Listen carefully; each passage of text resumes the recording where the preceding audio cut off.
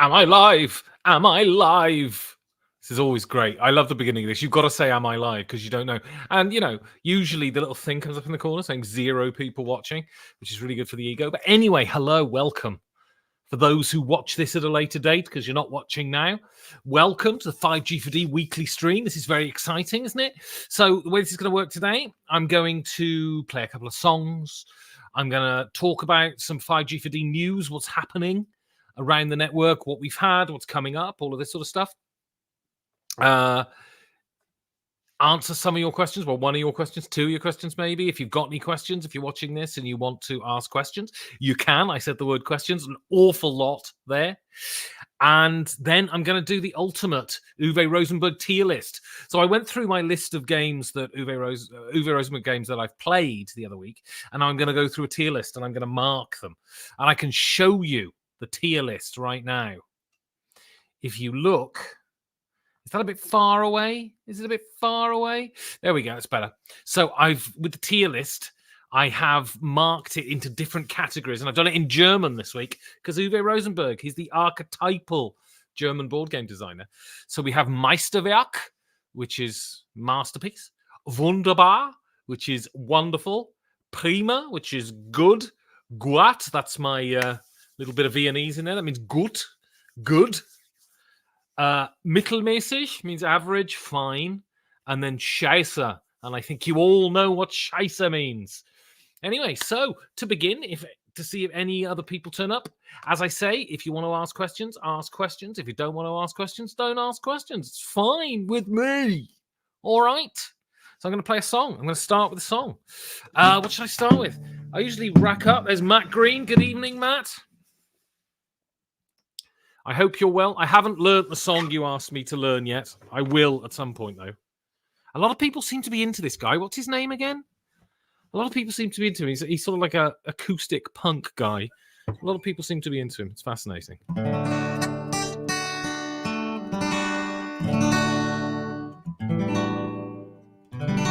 Okay, I'm going to start with a Jay Mascis song. Frank Turner, that's right. A lot of people seem to be into Frank Turner. I've never really listened. I listened to like one song once, I think. So this, to celebrate, I bought tickets to see Jay Mascis, lead singer and lead guitarist of Dinosaur Jr. on his solo tour coming to Berlin in April. So to celebrate, I'm going to play a Jay Mascis song.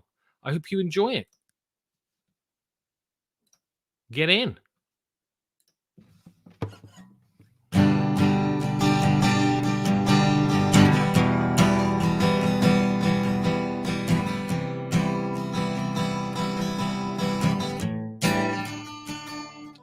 I'll start again. I fucked that up.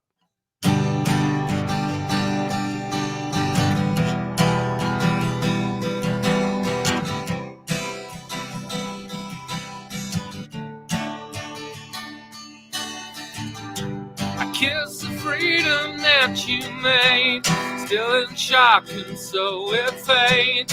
Can't let go, so it just stays, dreaming long out in the rain. Far away from where I sit, got a one-up in a bit. Tried escaping with the breeze, just sell all the friends and me. You know where to be found, can't quite get to the sound. Talk is not the town.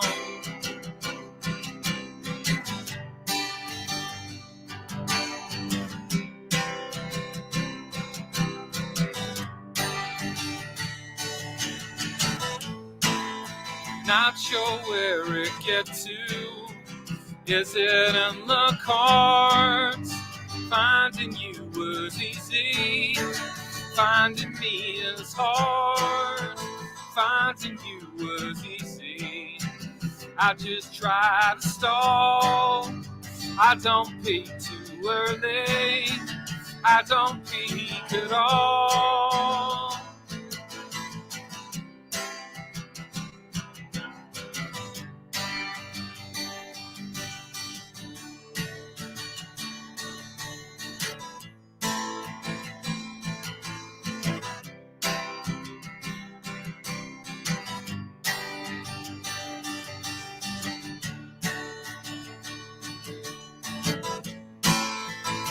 pieces of the last time. He's just reaching along. I don't get the subject. Wasn't made that strong. Fire kept it going.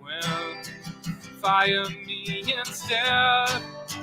See you at the movies in my head.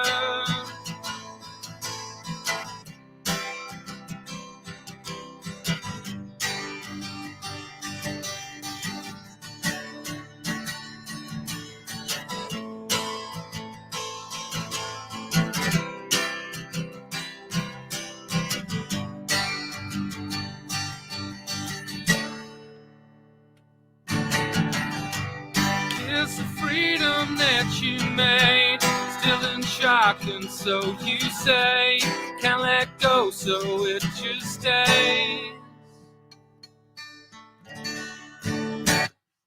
Good. That's off Jay Mascis' last solo album. Can't remember what it's called, but I highly recommend it. It's good stuff. Sort of acousticy grunge. I just dropped my pick. Amazing.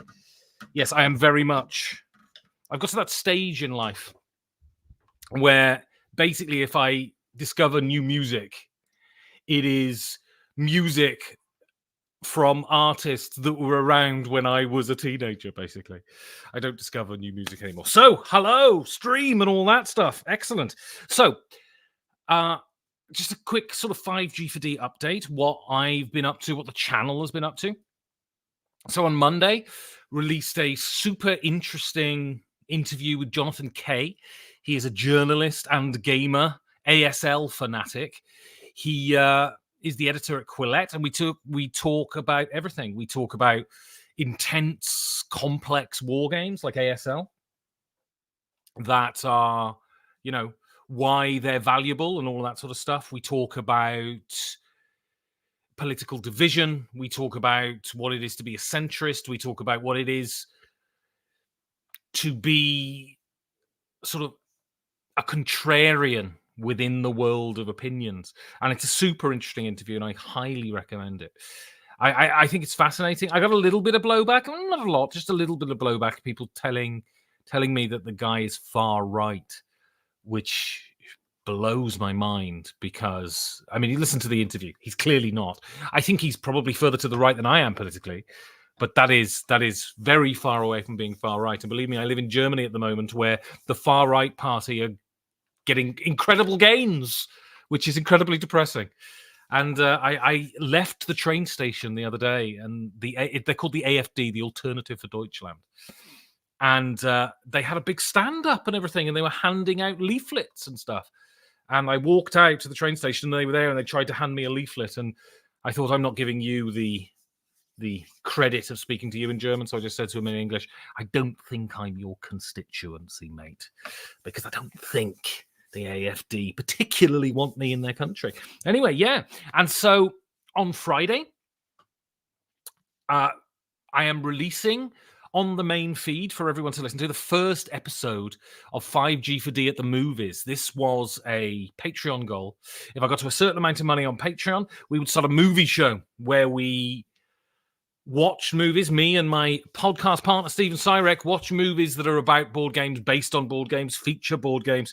It can't simply be films that are based on board games because there's not many of them, but there are some. And I'm in an attempt to get people to come to the Patreon. I'm releasing the first episode, which I think is pretty good. And it's a breakdown of the film Clue, which I think it's the obvious one to start with, I think, because I think it is the most faithful board game adaptation out there, Clue. It is, and I was surprised. I watched it a few years ago and wasn't so surprised. I wasn't so impressed with it. This rewatch completely reevaluated it. I think it's a really funny, very vibrant film in which Tim Curry is brilliant. So yeah, that's coming out on Friday. Then on Monday, I'm starting a new series. I did a series of single-player role-playing games, and the problem with that is they're quite lonely to do. So I'm starting an actual play D&D series that will come out every 2 weeks in the off weeks from the main show. And it's the 80s Temple of Elemental Evil campaign that I was bought for my birthday by Steve last year.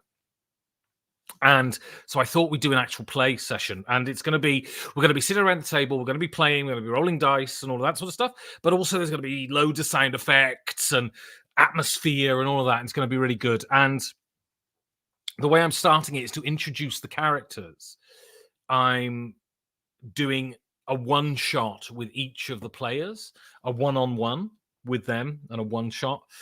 And I've recorded 2 of them so far. The first one will be going up next Monday. I've still got to edit it, and it'll take forever, but still, nevertheless, it's going up next Monday, and that'll be happening every 2 weeks. And we yet to get together for our first at the table, everyone there session, but it's going to be great. I think it's going to be a really interesting thing. I have a video coming out on Monday about why you should be writing about board games. I'm resurrecting some of my old essays, and because I've improved my video editing skills, so I'm going to resurrect them and put them up on the channel. And then who knows? Yes, the second guest this month is Bezime Uyanik, who is the CEO of Ion Game Design, which is great. She's super interesting. Very interesting story about being an immigrant in Sweden and all that sort of stuff. Excellent.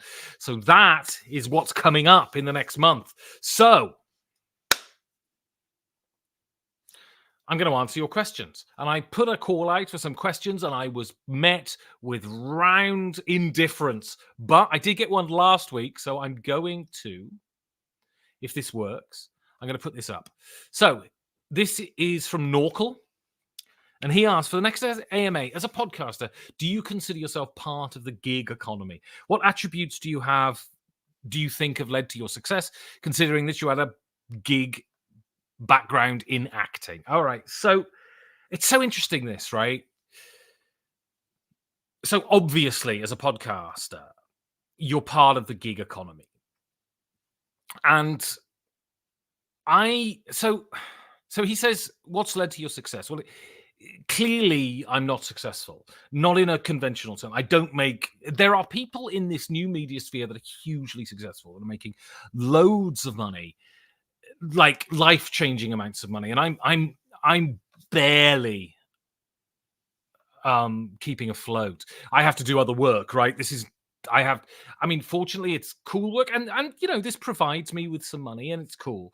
But I'm not successful, although I recognize that I'm more successful than many other people who are having a go at this. And I don't know why. And I've realized with the Discord really taking off in the last year that I have a very solid community that I'm very grateful to have. And my video that came out on Monday on YouTube sort of deals with this, the sort of gig economy element of being a content creator, for want of a better term, it is a series of compromises, right? As I say on the video, I would love to be solely funded by for want of a better term, I've been trying to think of a good term, consumers of my content. Consumers is such a terrible term. But the consumers of my content, I would like to be funded solely by them. That is not the case thus far. Who knows whether that will be in the future? And so as a result, you have to do other things. You have to get sponsorships. I have a couple of sponsorships. I do a sponsored podcast every month, for instance. You have to do that to get extra money, because at the moment, I'm not raising enough from crowdfunding. And so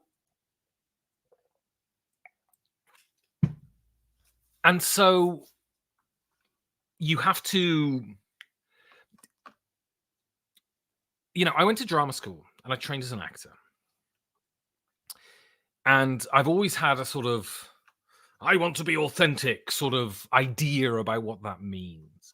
And the thing is, leaving drama school, you become disabused of that very quickly, because it is a real, what's the word I'm looking for? Blessing, I guess, to be able to earn money acting. Whenever I get a job, a professional job at acting, I never quite forget, because I come from a poor family and I've worked a lot in factories and that sort of stuff. I never forget how much of a blessing it is to be able to do something that is brilliant when you're working the best job in the world and get paid for it. But you often don't do the stuff that you really love, the really artistic stuff.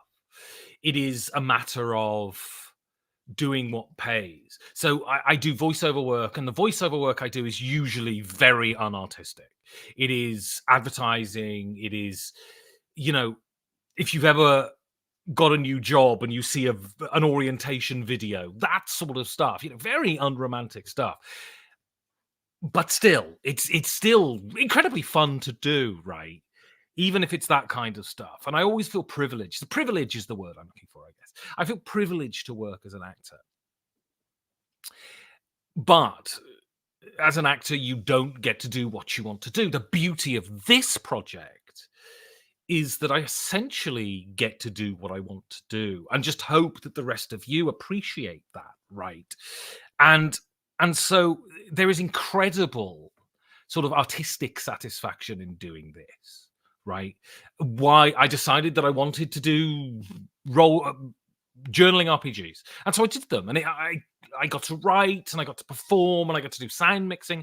Some things people enjoyed, some didn't. I had some long running jokes that annoyed people, which I think is funny. The point is, so much, and it says, considering you have a gig background in acting, I've had a gig background in everything. Everything I've done, basically, as an adult has been in the gig economy. I've taught English a lot, even at universities in Germany, and that is freelance gig work. I don't work at the university I worked at previously because of the nature of that. You're very easy to fire, and it's a long story that I wouldn't go into here, but I ended up getting essentially fired, though they claimed I didn't. And that's the beauty about hiring freelancers, right? You don't actually have to fire them. You just have to stop calling them, which is incredibly depressing. And so, yeah, it's been a gig life for me. And so it offers you certain freedoms. So I'm going to the Recon in March, right? I don't have to negotiate with a workplace. Can I get a week off here? Da, da, da, da, da, da. That's great. But you do sometimes go through phases of thinking, I better get some fucking work this month. If I don't get some work this month, I'm not sure I can pay the rent, or I have a choice. I can pay the rent, or I can buy some food, And that is the drawback of the artistic professions. And you have to put yourself forward. This is why going to Essen for me, even though it's incredible, is work. I'm putting myself around. And it's that whole thing about review copies, right? I don't review as much as I did. I review occasionally now. But a review copy is not payment because it's not money. You can't buy things with it. And it is not this. If you take this in any way seriously, a review copy is not, oh, I got a free game. It's a job of work. You are agreeing to review that game once you take that review copy, right? That doesn't mean that that doesn't mean that, I'm in collusion with the publisher and I have to say nice things. It doesn't mean that. It means that, I've got to review this thing. This is a job of work, and I have to do it within a certain time period and all of this sort of stuff. It's work. People assume review copies are just free games. They're not. And especially, it's funny, once you get a number of games, and I've got lots of games behind me, once you get a number of games, getting free games isn't necessarily as exciting as it once was, right? When you first get free games, although a big publisher recently turned me down for a review copy of one of their games, and I was rather annoyed by that. Then again, I'm not primarily a review channel, so, So Matt Green says, success is not money. Yes and no. So success, the way I judge it, is in my milieu, being an actor and a podcaster and all of that. Success is being able to live from doing this. That is success. And that is money. That is absolutely money, right? I am not not particularly bright, and I'm certainly not particularly rationally minded. I can't do computer programming, I can't do engineering, stuff like that, right? This is my skill, talking bollocks and stuff, right? And so the thing is that I listened to a podcast today about Vincent van Gogh, right? And I think this Vincent van Gogh is a good example. Nick Drake is a great example of this as well. Incredibly talented people who came to prominence after their death. And when you're an artist who works in the artistic profession, you think, great. I mean, you come to prominence after you die, but what good is that now? I want I want the money now. Like I would love to be independently wealthy, but that's never going to happen. To be able to survive, that is success, and that is money, I'm afraid. But Matt goes on to say, your work has longevity, and I strongly feel as a patron I'm contributing to someone playing a long game for lasting relevance. Now, with that, I've often said this, sort of an MO for this project, especially the main show, the interviews.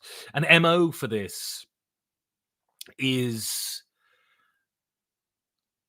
when you think of Cervantes, when you think of Lawrence Stern, when you think of these early pioneers of the novel form, right? When you think of Titian, when you think of Michelangelo, these great artists, when you think of Sophocles, when you think of Shakespeare, right? We have their works and we don't have their voices. And, you know, the work is always the paramount thing. The work is always the important thing. But those people give us a context. Hemingway's life gives us a context on Hemingway's work. And regardless of that, it's just really interesting to hear people talk about their own work, to hear the voices of the people you love. And I think we are sort of from about sort of 15, from I guess 2000. So I came in a bit later, but we really are, games really are, we're really at that beginning point where games are expressing themselves as art forms. And these great people who are making these early examples of this great art form are still with us. And I kind of consider this project recording their voices. People do say to me, you know, why are you good at interviewing? What makes your interviewing good? And it's two things, I think. Firstly, it is I'm genuinely curious. I'm a genuinely curious, distinctly average person, right? And so I am able to ask the questions that kind of normal average people want to know. Curious average people. So I ask questions. So I've got an interview coming up with Joel Toppen, who's a war game designer, and his day job is he's a priest on a Native American reservation. And one of the questions I ask him, and this seems like really stupid, and as I was writing it, I thought this sounds really stupid, but actually, I think it's a really good question because I realized I don't know. And the question is, what is a Native American reservation, right? Because it's something I kind of have a vague idea of what it is. It's always been within the culture, but actually, I have no idea what a Native American reservation is. Not really. I don't know how they're set out. I don't know what buildings there are. I don't know the legal structure, all of that sort of stuff. I don't really know. So I ask him that question. So that's one reason. And the second reason, which is what I'm not doing here because it's just me and a camera, it'd be terrible, is that I let them speak. If I speak more than 20% of the time in an interview episode, I'm talking too much. An interview, there is a reason I get these people onto the show. It's because they're important people within this art form, right?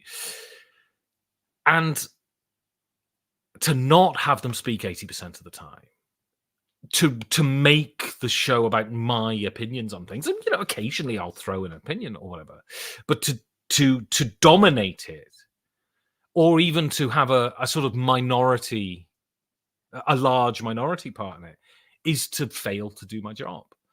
They are the people. You don't come to listen to the Reiner Knizia episode to listen to me blather on. You come to listen to bloody Reiner Knizia because he's a living legend, right? And so, yeah, I hope that these podcasts are useful in the future. I hope that board games get the renown that they deserve as art forms. And I think new media will contribute to this. And I hope that in the future people will go back. I hope I'm not bloody dead, to be honest. People will go back and they will listen to these and they will say, wow, that's, hopefully not for years yet, but when these great names, and these great names go, we still have their voices.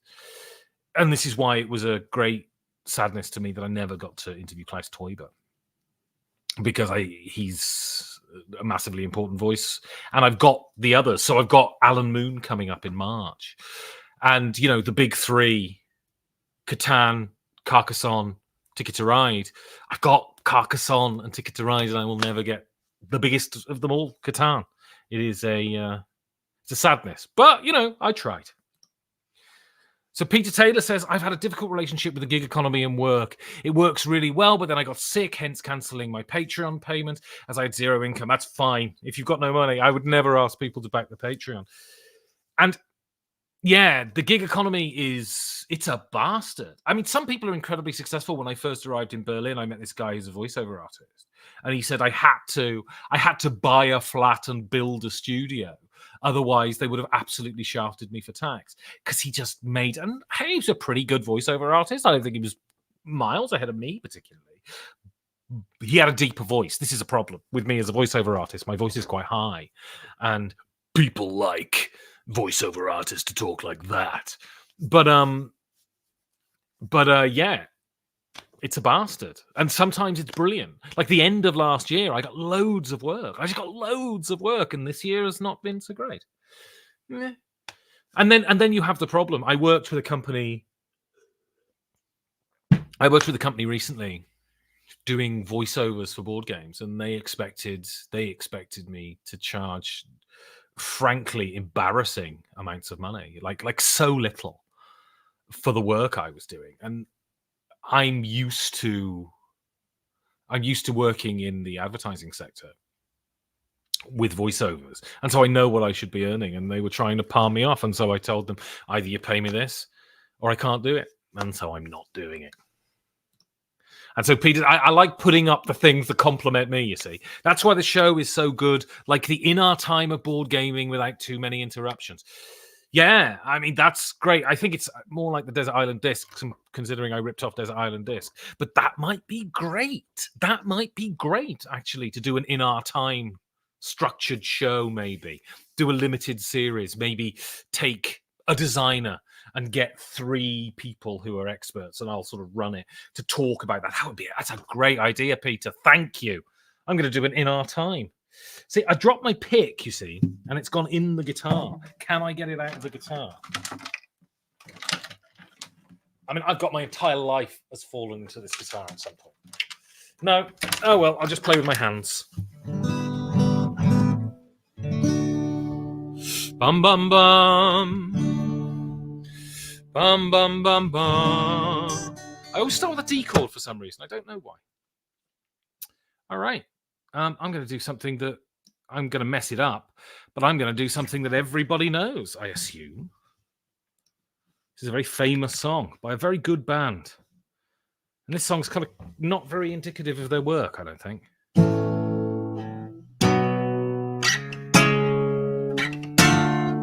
See, you shouldn't play the minor chord there. It sounds terrible. But you play the minor chords with the rest of them.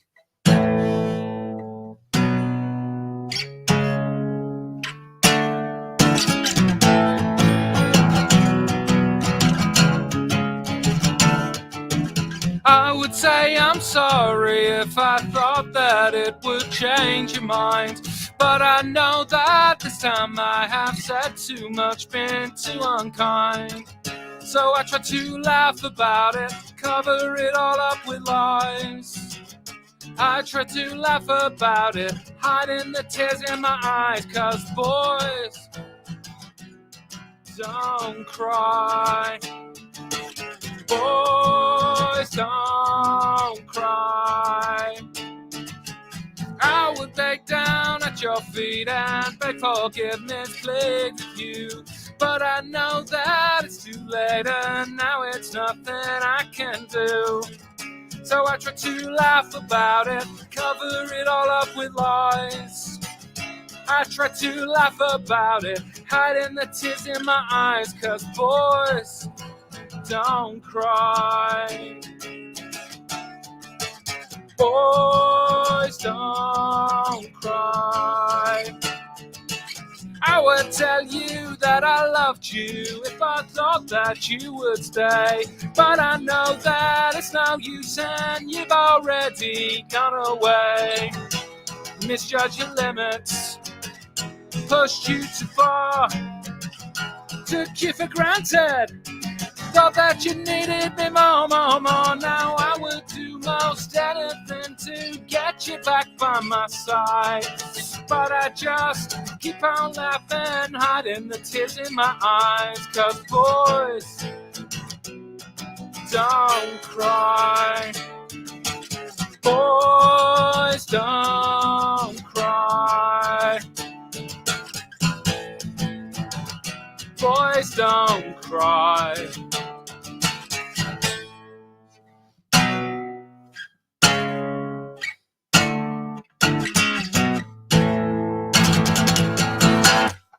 That's good. Back on the Cure punks. It's good. That first Cure album's good, actually. Three Imaginary Boys. It's got Firing Kyra. I might do Firing Kyra next week. It's a great tune. Don't do enough Cure stuff. Don't do enough Cure stuff. All right. I assume he's referring to doing more Cure stuff. Doing F-I-R-E-I-N-C-A-R-R-O. That's how I know how to spell Firing Kyra. Just off the top of my head. Yes, so shall we, ladies and gentlemen and everyone in between, get to it? So I think I can share this now. Let me look. There we go. Here we are, the ultimate Uwe Rosenberg tier list. So the way I'm going to do this, well, I'm going to do it on feelings, but it's going to be a combination of what I think of the game. So if everyone says this game's a masterpiece and I think it's shite, I'm not going to put it in the Meisterwerk column. But if, like, the first game I'm going to review, it's very clear where it has to go. And I think it's not the game of his I enjoy the most, but it has to go where it has to go because it is what it is and it's a complete legend and all of that sort of stuff. But if I really hate it, and everyone thinks it's a Meisterwerk, it's not going to go there. Okay, so we start with, I need to go to the website, don't I? Here we go. Lovely. So, the Big Daddy, Agricola. Now, this game, so we talk a lot about the golden age of board games. I think the golden age of board games is over. I think we're in a silver age of board games where board games are very referential now.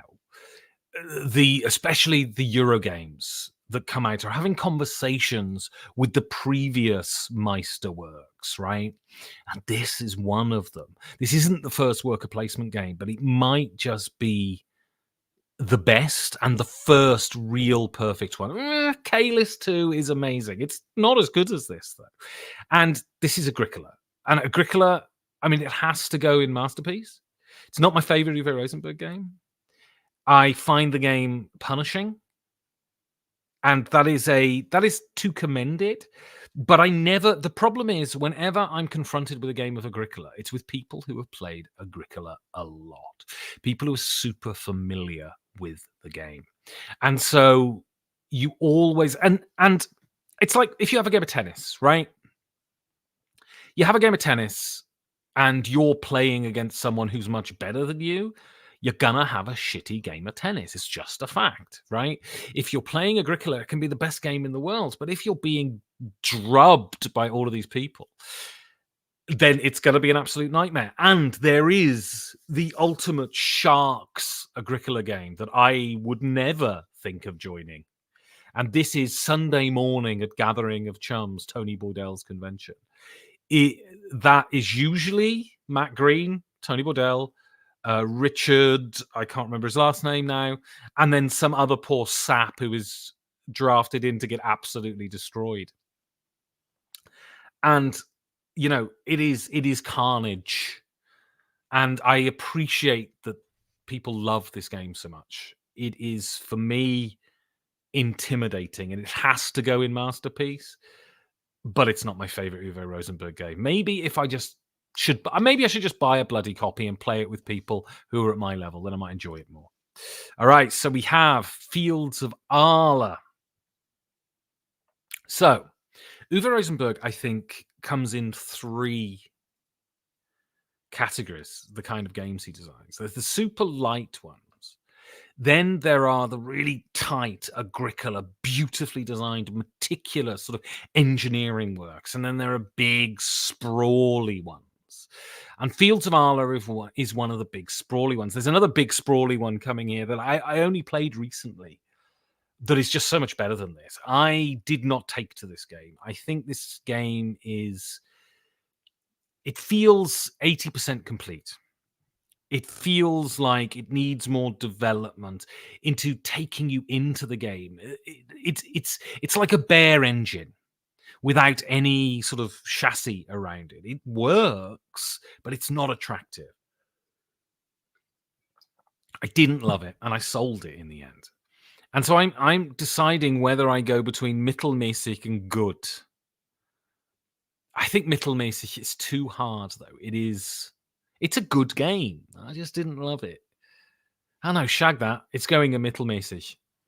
No, it's not. No, it's not. No, it's not. It's going in good. Because I was thinking of a game that is definitely going in mittelmäßig, and Fields of Arla is much better than that. So, okay, next one. Where are we at? A Tiwa. This is, so people say it's a Feast for Odin light. It doesn't feel anything like a Feast for Odin to me. This is one of his games that is a good game. So he doesn't do bad games, Uwe Rosenberg, right? But some of them aren't great because, I mean, especially with the amount of games that he produces now, they're not all going to be great. Although, if I was to recommend any Uwe Rosenberg game to anyone, I would say go for the Lookout games, right? The Lookout games are, I think, where he really puts in his most effort.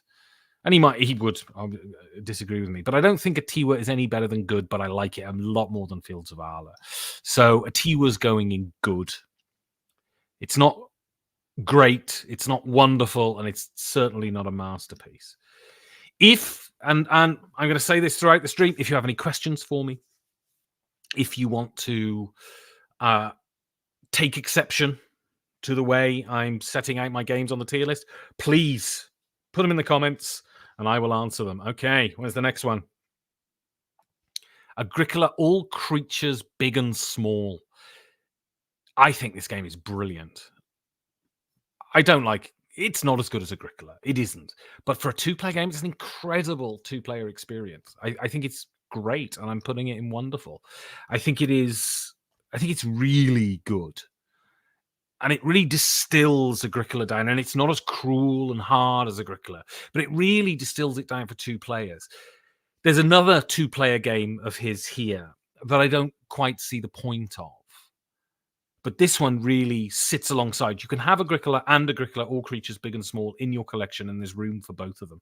I think they're both great. So that's going in wunderbar. All right. So Bonanza. Probably, I think, Uwe Rosenberg's best-selling game, and the game that really put him on the map as a designer. And I only really discovered this last year at Luriacon, so not even a year. So it'll be a year and a bit. And my God, Bonanza is brilliant. It is the absolute quintessence of a game that has simple rules and yet incredible depth. It is brilliant. It is a proper game. This isn't, I mean, don't let the art fool you. This isn't a silly throwaway filler. This is a proper bloody game. This is one of his best. It is absolutely fantastic. I love it. I bought the 25th anniversary edition, and even if I never play this game again, it's a game I feel I have to have in my collection because it's just so bloody great. And I like it much more than Agricola. So Bonanza is a masterpiece. It's a bona fide masterpiece. So what are we next? I'm going to save that one for last. Caverna. So I like it more than Fields of Arla. I don't like it more than Atiwa. I think it's fine. It's fine. Some people, Tom Vassell came out when it came out and said, this is the Agricola I want, right? And I think it's because I think it's interesting when you look at sort of what Tom likes. He likes games that are nice. He likes games that give you things that constantly. Now I might be, the way I hear him talking about games, it seems to me he likes games that are rewarding, that are not constrictive, that aren't, difficult puzzles, harsh challenges. Yeah, well, nah. I'm not spoiling anything. It might not get top spot, but it's certainly in the masterpiece thing. Yeah, and so for people who like games that aren't constrictive, aren't cruel, aren't nasty, Caverna is, and I think Caverna was Uwe Rosenberg's response to the people who complained that Agricola was so hard, right? But it's not a tenth of the game. And I think it's borne out. I think the way the community still play Agricola, still talk about Agricola, and that they don't really talk about Caverna anymore, I think is indicative of the quality in the two games. I think Caverna, it's another one of his big sprawly ones, and it's fine. It's not Agricola, though. Absolutely not. Cottage Garden. Now, this was, so I like Spielwiese, the publisher. Edition Spielwiese. I'm going to put this in mittelmäßig, and then I'm going to talk about it. I like Edition Spielwiese because it is, so it's a board game cafe, Spielwiese, because it means gaming meadow in German. And it started off as a board game cafe, and it was the only board game cafe in Berlin. And there's still only a couple now, I think. But it was the only board game cafe in Berlin. And it's not a great cafe, to be honest. It's quite small. It's quite constrictive. But I went there a couple of times. And, the people who run it are very nice. And then the guy who ran Spielwiese went into publishing. And this was not his first game, but his first big game. And this was Uwe Rosenberg coming out of Patchwork. And he published loads of these Tetronimo games. And yeah, Cottage Garden is Patchwork for situations where you have too many players. But I would say yes, except I have Cottage Garden here. I feel no compulsion to play it. It is just like the idea is there. It's fine, and it's nothing but fine. And the follow-up game, the Winter Walk or Autumn Walk or whatever, I played the prototype of that when it was a different theme and it was stars. And this doesn't happen often, but I really preferred the prototype to the finished game in the end. And Cottage Garden, I think, is just average. It's an average game. It's fine. I wouldn't. Yeah, this is right. This sort of series of games, and I think this is the same with Azul, right? The Azul versions, each more forgettable than the last. And of course, board gaming is a capitalist venture. These companies need to make money, and a name like Uwe Rosenberg will make money for you because he's a brilliant designer. But it's Bang average, this. Bang average. Okay, I'm going to play another song. What have I got? What have I got up here? Okay.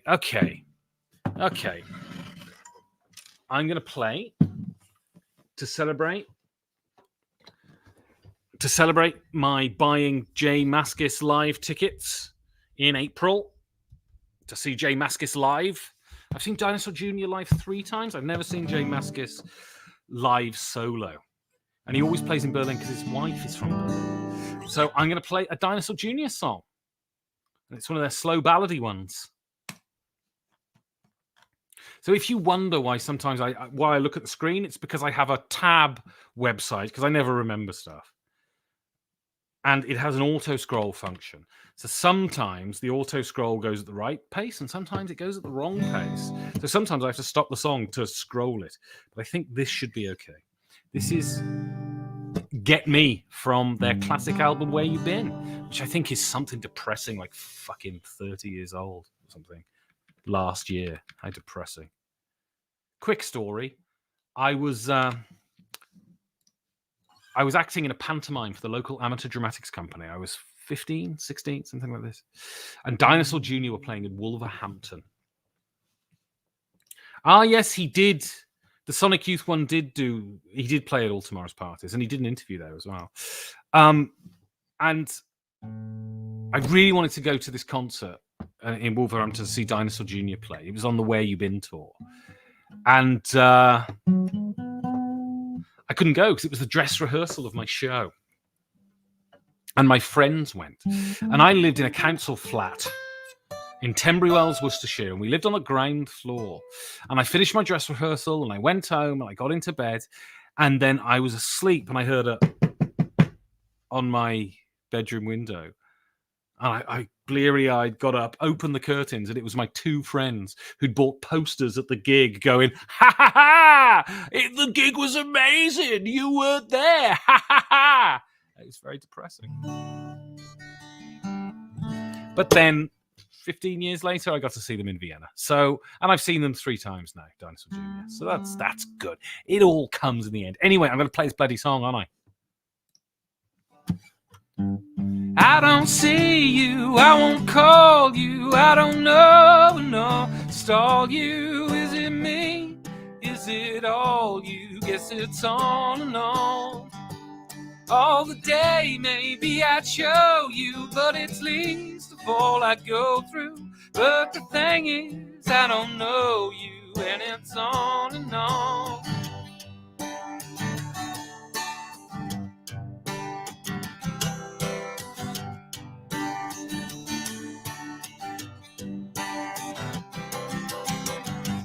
Trembling words don't make my eyes close. Anything, anyone that you know, I can't find out, cause it won't show. And it's on and on. Every dream is shot by daylight, and I pray maybe you're right. But if you don't, maybe I might, cause it's on and on.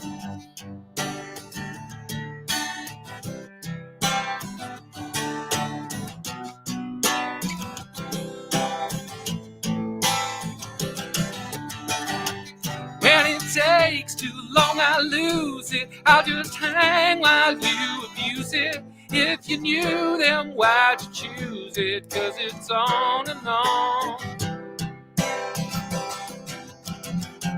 Not gonna get me through this, are you?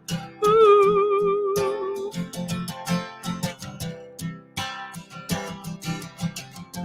Not gonna get me through this, are you? Ooh. Anytime I'm there to show you, if it takes too long, I know you. Out the door, just leaving me screwed, and it's on and on.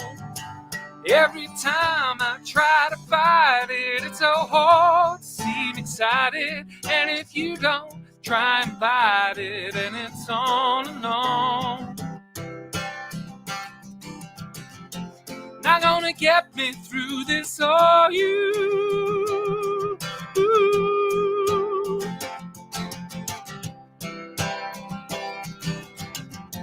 Not gonna get me through this, oh, you. Ooh. I don't see you, I won't call you, I don't know enough to stall you. Is it me? Is it all you? Guess it's on and on. Every dream is shot by daylight, and I pray maybe you're right, and if you don't, maybe I might, 'cause it's on and on.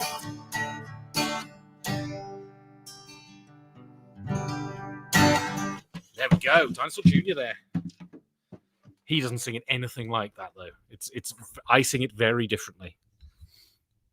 Excellent. All right, let's get back to ranking Uwe. Having a public rank.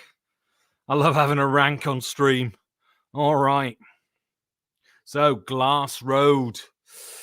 Ooh. It's too good to go here, I think. It goes here, but only just. So, this one is a brilliant card mechanism in it. The sort of playing the cards and you get to do your thing if no one else plays the cards and all that is absolutely brilliant. The game's too short, though. It's too short for me. It feels like it should be longer. I never feel like I quite get to do what I want to do, though I love playing it, though. I really enjoy it, and I was so happy to buy this. This was back in my early days of being a gamer, and I was really happy to have this one in my collection, especially as it got sort of quite... People wanted it. It got quite in demand for a while, and I have it. I can see it right there when I look over there. Glass Road. I might play this again soon. It's a good one. Not a great one, but it's a good one. Hallertau. I'm going to put Hallertau in the wonderful section. This, I think, is a kind of synthesis between his big, sprawly games and his focused games. So this is one of the heavier Uwe Rosenberg games. It's got a lot going on. It's kind of difficult to grok, especially on a first play, but it is absolutely fantastic. And it's one of those ones, the more you play it, the better you get at it, and you feel a reward. It can be quite punishing in the first play of it, but once you sort of get a hang of it, you get better. It's really good. I highly recommend Hallertau if you haven't played it. Though it is, for him, I don't think he's a particularly heavy designer. I think him and Feld are kind of solid midweight Euro designers, but this is medium heavy, I would say. But it's a really good one. It's a really good one. Here we go. Now, this is Uwe Rosenberg's masterpiece. This game is perfect in so many ways.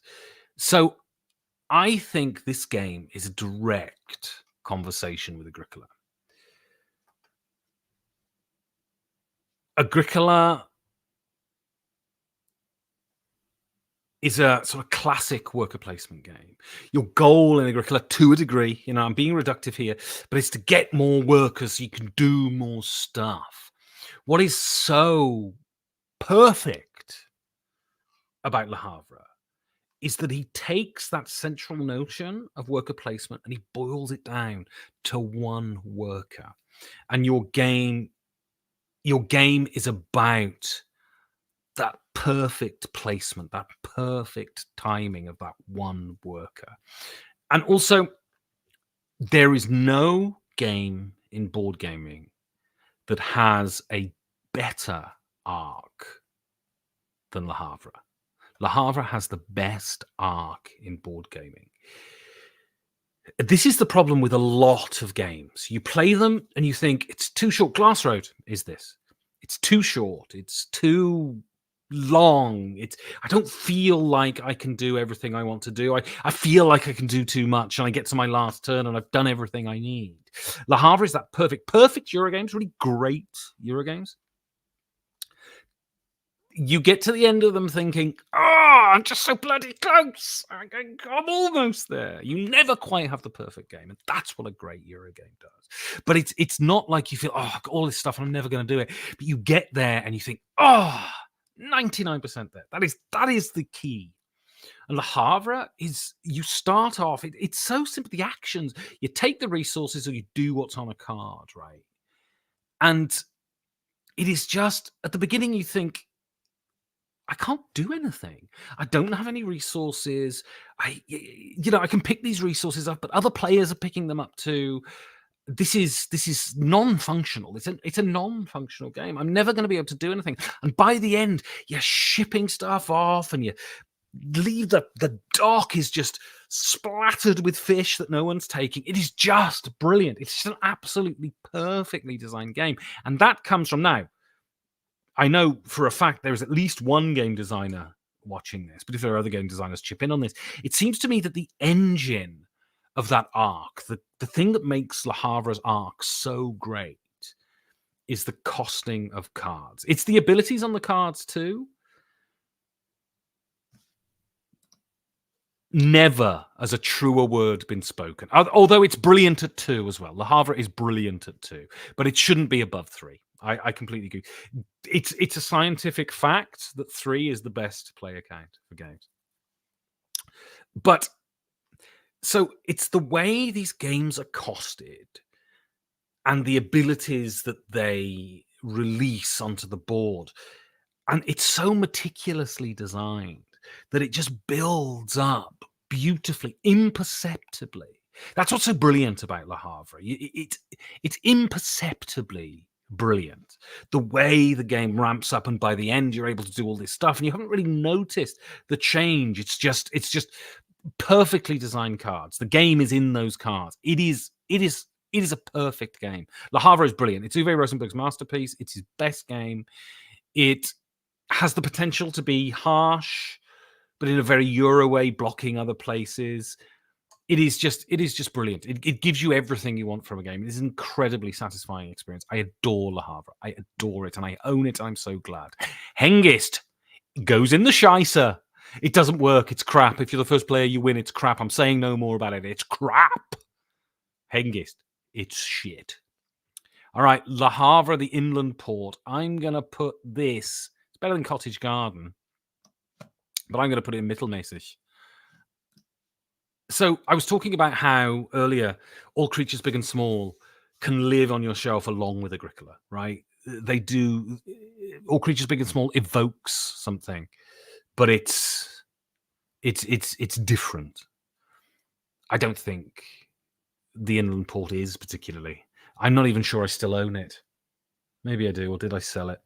And it's fine, but Le Havre is such a great 2-player game. I'm never going to play Inland Port. It's just not good. It's just not good enough. It's fine. It's not a bad game, but it's distinctly mittelmäßig. Gates Soloyang, I am going to put here, I think. It's a really good game. It's from that sort of classic Uwe period, but it's a little bit, it feels a little bit constrained. It's too constrained. It's too designed. It's too constrictive. It's really good though, and I've got it. I can see it over there too, and so I think I'm going to maybe after another play of this it would change, but that's where it's sitting right now on Guat. Nussfjord. I'm sure I'm going to make people angry here, but Nussfjord goes. I don't think it's a masterpiece, but it goes top of wonderful. It is his best game. It's the best game he's done in sort of 5 or 6 years, I think. It's really good, really tight. It has that buildings that Glass Road has, but feels more complete, feels more satisfying, feels like you can do what you want to do. You know, it's a really and how you come up with these weird mechanisms, putting the fish on the blokes. It's just like, how did you come up with that? So weird, and yet it's really good.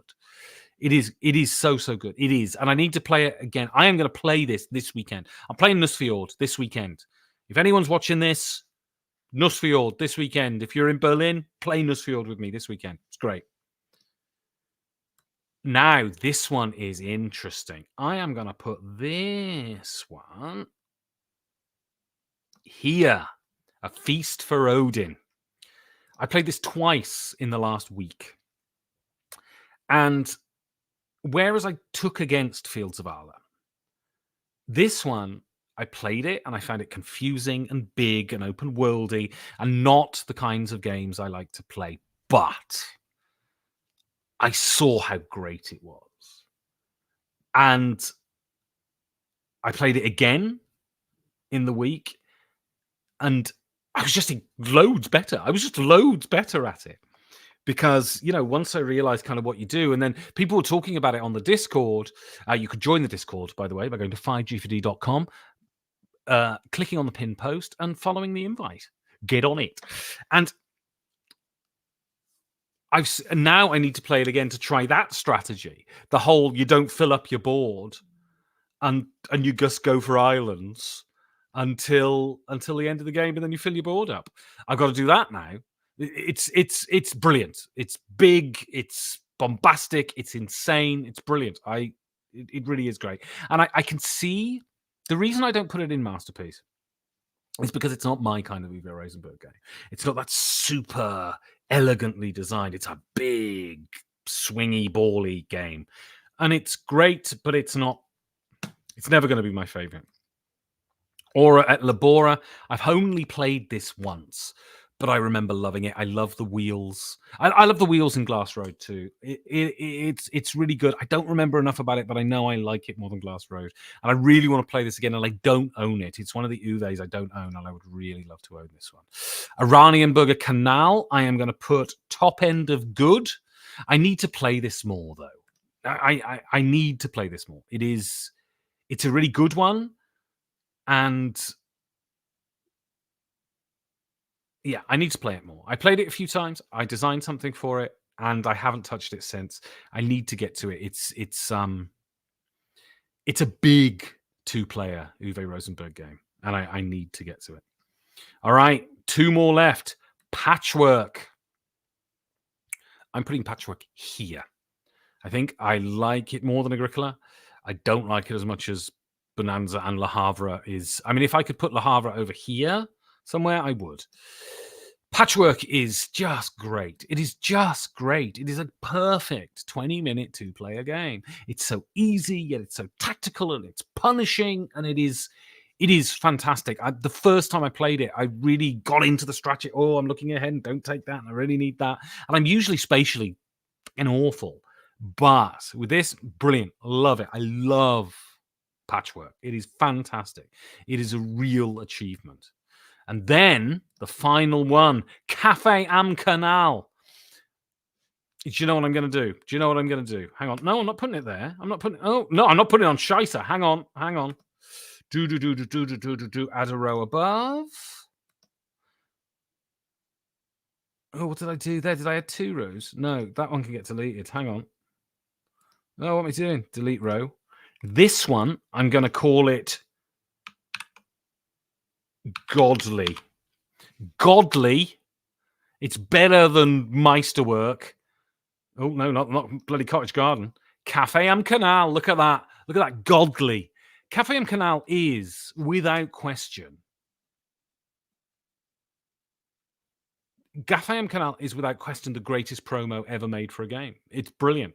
And now I've finally been credited. I've finally got my bloody due on Board Game Geek. So this is interesting. I was talking to my girlfriend about this the other day. Some people really hate buttons. And it's a thing. People are pogrophobics, are scared of beards, and people are scared of buttons. And I don't think it's an uncommon thing. I don't know how you get over a button fear. Wear a shirt, I suppose. Anyway, so that's my Uwe Rosenberg tier list. Tell me what you think. I'm going to put it on Twitter. I got a lot of adverse reaction to my Reiner Knizia one on the Twitter. And I'm going to finish. Oh, yeah, I'll play that. I'm going to play a Dead Kennedy song to finish. Because I love the Dead Kennedys, me. And then I'm going to go. Let's have a look. We upgraded the buttons to buttons. Yeah, you can do that. I am going to upgrade my Le Havre. There's a guy on Etsy who does little, like, Fimo blokes. And I'm going to do that. I'm going to get the Fimo blokes for Le Havre. Because I've already got the Geek Up bits. I just need the Fimo blokes now. All right. This is a quality tune. It is the first track on Dead Kennedy's first and, I think, best album. And it's really good. Efficiency and progress is ours once more. Now that we have the new Tehran bomb, it's nice and quick and clean and gets things done. Away with excess enemy, but no less value to property. No sense in war, but perfect sense at home.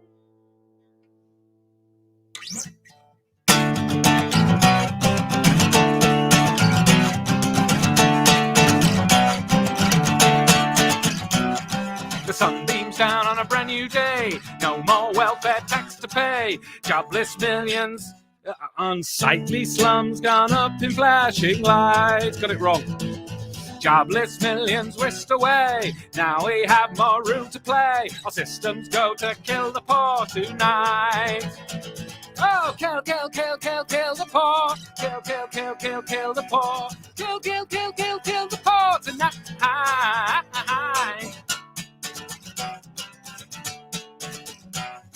Behold the sparkle of champagne. Crime rates can't feel free again. Life's a dream with you, Miss Lily White. Jane Fonda on the screen today. Convince the liberals it's okay. So let's get dressed and dance away the night. While they kill, kill, kill, kill, kill, kill, kill, kill, kill, kill the poor. Kill, kill, kill, kill, kill the poor. Kill, kill, kill, kill, kill the poor tonight. Kill, kill, kill, kill, kill the poor. Kill, kill, kill, kill, kill the poor. Kill, kill, kill, kill, kill the poor tonight.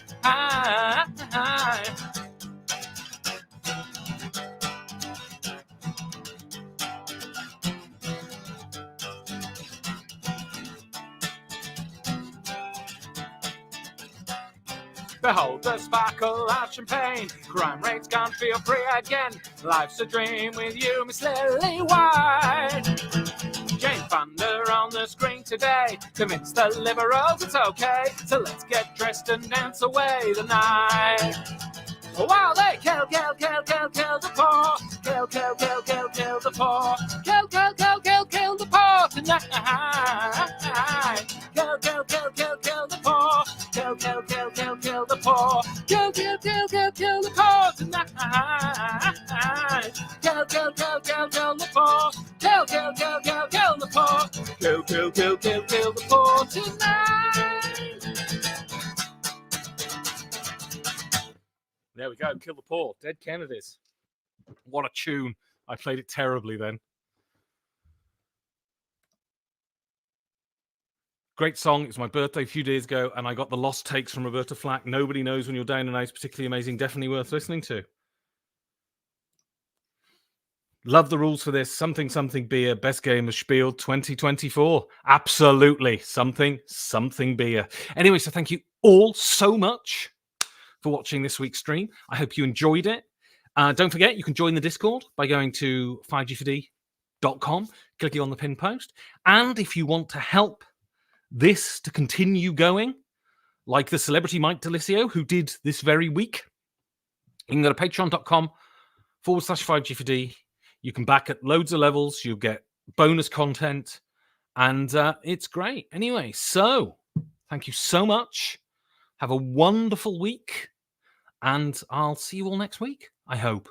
And I don't know what the subject is yet. If you have a subject you'd like this stream to be about, get on the old Discord, on the stream thing, and put it on. Also, if you've got questions you'd like to ask me for next week, then get on there too. All right, thank you. Have a great night.